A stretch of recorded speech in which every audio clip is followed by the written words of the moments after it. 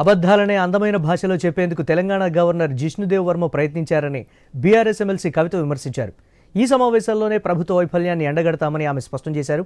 1,50,000 కోట్ల అప్పులు చేసినా ఒక్క హామీని కూడా సంపూర్ణంగా అమలు చేయని సర్కార్ మహిళలకు నెలకు 2,500 ఇస్తామన్న హామీని పూర్తిగా అటకెక్కించిందని మండిపడ్డారు.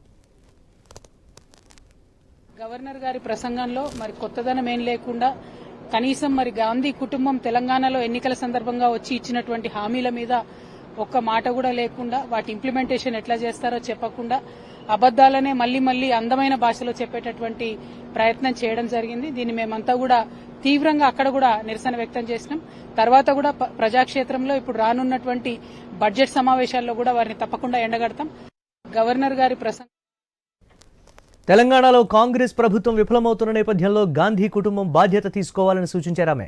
గాంధీ కుటుంబం సంతకాలు చేసిన గ్యారంటీలను చూసే ప్రజలు ఓట్లు వేశారన్న కవిత స్థానిక కాంగ్రెస్ నాయకులను చూసి ఓట్లు వేయలేదన్న నిజాన్ని గుర్తించాలన్నారు. ఇచ్చినటువంటి గ్యారంటీలను అమలు చేసే పరిస్థితి ఇప్పుడు ప్రభుత్వానికి లేదు. ఇటువంటి సందర్భంలో గాంధీ పరివారం అంతా కూడా బాధ్యత తీసుకోవాలి. మీరిచ్చినటువంటి మాటకి మీరు సంతకం పెట్టి గ్యారంటీ ఇచ్చి పేపర్లలో పెద్ద పెద్ద అడ్వర్టైజ్మెంట్లు వేసుకుంటేనే ఇక్కడ ప్రజలు ఓట్లేసింది తప్ప ఇక్కడ లోకల్ నాయకులను చూసి ఓట్లేయలేదు. కాబట్టి గాంధీ పరివారం దీనికి తప్పకుండా బాధ్యత తీసుకోవాలి. గవర్నర్ ప్రసంగంలో ఏదైతే మిస్ అయినటువంటి అంశాలు ఉన్నాయో బాధ్యత తీసుకుని గాంధీ కుటుంబం తెలంగాణ ప్రజలకు జవాబు చెప్పాలని ఈ సందర్భంగా నేను డిమాండ్ చేస్తా ఉన్నాను.